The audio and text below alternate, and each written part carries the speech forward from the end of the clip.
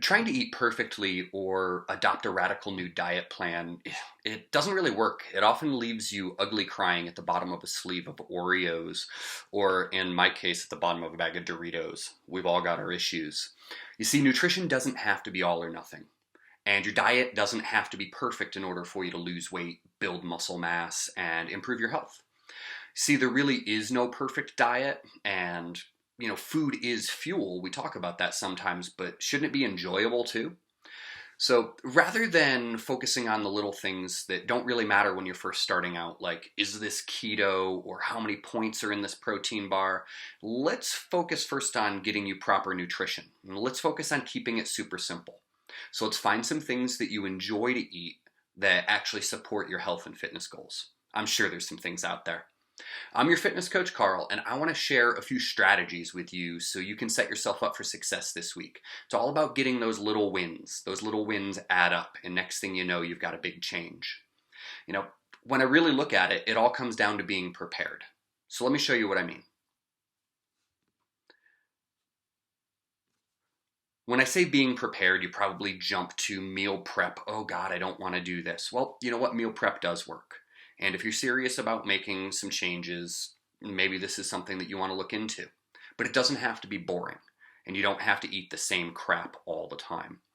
So you've probably seen some of the meals that I post on social media, and most of them really are simple. I like to call it macros and flavor. Now don't glaze over. Macros sounds, fancy, but really it just stands for macronutrients. So those are proteins, carbs, and fats. You've probably heard those before. Now, if you want to know more about macronutrients, I've got some training in the Desk Bod Reset group that you can look into a little bit more in depth. But today we're just keeping it super simple. That way there's less room for error. So let me ask you a question. What type of healthy foods do you like to eat? What type of unhealthy things do you tend to fall back on? Well, cool. Let's make it easier to choose, from the healthier options. And again, it's all about being prepared. So what makes a good meal? It's protein, healthy fats, veggies, maybe your starch or fruit, and then some flavor. Now, when it comes to flavor, I like to keep it simple. I like to find some spice combos that I like and kind of stick to that and then vary around what I'm putting it on.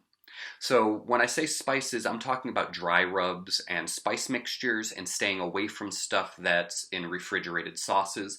Those are usually loaded with sweeteners, whether sugar or artificial sweetener, and I'd like to stay away from those. You can get a lot of flavor punch from just a little bit of a dry rub seasoning. So some of my favorites are like Carolina barbecue. That's a nice vinegary mustard dry rub that's great on chicken or pork. You can sprinkle that on there and then bake or grill your meat, and that comes out really tasty. If you do want to make your own Carolina sauce out of that, then you can control what's actually going in that. So take your dry rub, mix it up with some mustard and some vinegar, maybe a little bit of white wine, and you've got yourself a delicious, dipping sauce that you controlled your ingredients on, for the most part. Now, another one that I really like is taco seasoning. Taco seasoning goes great on meat, goes great on veggies, it's great in beans, stuff like that. And there's a wide variety of what you can do with that. I like a little cumin heavy in my taco seasoning, but make what you like or find one that's prepackaged that you really enjoy and utilize that. You can try some lemon pepper seasoning on some chicken and some fish. Remember, it doesn't have to be complicated. The idea is that you're just adding a little bit of healthy, low sugar flavor to your protein, and you can sprinkle some of this stuff onto your veggies as well. Are you still confused? Well, let's talk about how to combine this together. How about some lemon pepper chicken with sweet potatoes, broccoli, and then topped with butter? That's pretty simple, right? You could have that. And then the next day we could have lemon pepper chicken with some rice and maybe some green beans and some butter. Well, what about that taco meat we made? Well, now we've got our taco ground beef. We could have that with rice, beans, and avocado. Maybe instead we're going to skip the avocado. We're going to have some cheese. So we do our ground meat with our beans and some peppers, and we wrap that up in a tortilla with some cheese or sour cream, right? It doesn't have to be boring. We're having good, healthy foods for us that actually are interesting and taste good. So my pro tip on meal prep is to, make about 2 to 4 portions of any flavor. After that, you're going to start to get sick of it and you want to recycle something else in, and then bring that back in maybe next week or the following week. So we focused on adding nutritious foods into your diet to make sure that you're getting all the nutrients that you need and eating things that support your health and your fitness goals. But if we're trying to control the weight, we need to know how much we should be eating. Now, rather than confusing you with calories and macro breakdowns and stuff like that, once again, we're going to keep it super simple. That way you set yourself up for success and you can get those little wins today. Now, let's use our hand guide to talk about how much we should be eating per meal.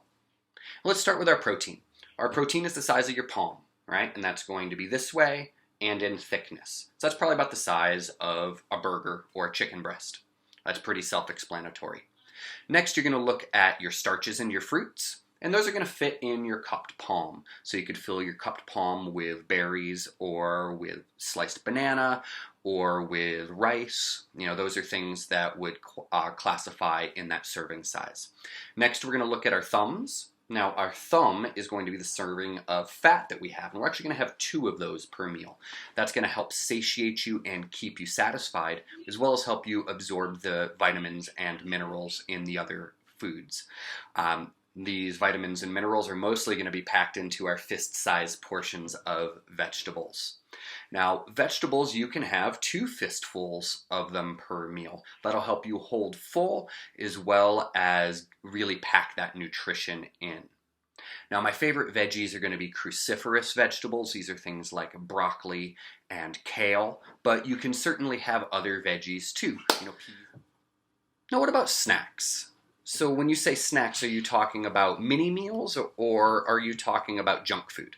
Because if you're talking about junk food, I'm going to say, well, you probably shouldn't be eating much of that, right? There's a time and a place for a little treat, but every day, all day is not that place. So we want to talk about having quality nutrition for our snacks. Well, that's easy to imagine. You can have a banana and some peanut butter. You can have some avocado with a little balsamic vinegar. You can have some nuts, right? These are healthy things that are going to support your nutrition and give you nutrients, right? They're going to support your health and your fitness. Now, when we're talking snacks, we also want to think, is this something I intentionally am eating or something that I'm unintentionally eating? And that really leads us into kind of that boredom eating spiral that a lot of us get into, especially if you're working at home. I know it's really easy to walk into the pantry and grab a fistful of peanuts or, grab a piece of fruit or a piece of cheese out of the refrigerator. And this may seem innocuous, but you've got to know, is this something I intended to do? Or am I just adding 500, 600, 700 calories of more food into my diet that I didn't necessarily mean to and might not even know I'm eating? So intentional snacking is fine. Unintentional snacking, that's something I want you to watch out for. Now, as far as treats go, sure, you can have your treats. I really want you to try to focus on eating this way 6 days per week. And on that 7th day, some people will call it a cheat day. I'm going to say you can have a couple snacks or you can have a cheat meal during that day that, a little less healthy. Maybe you're going to have some drinks, you're going to have some chicken wings, maybe you have some pizza, stuff like that. Just don't go overboard, right? You want to make sure that you're not feeling crappy the next day when you start up again. Now, if you'd like a little help on getting started, get on my calendar, right? I'm more than happy to get on a Zoom call with you and we can chat about what foods would be best for you, help you pick out some meals that would really be great and set yourself up with a simple meal plan to set you up for success. So if you're looking for some help on honing in your nutrition, get on my calendar. I'm your fitness coach, Carl, and I'm here to help you.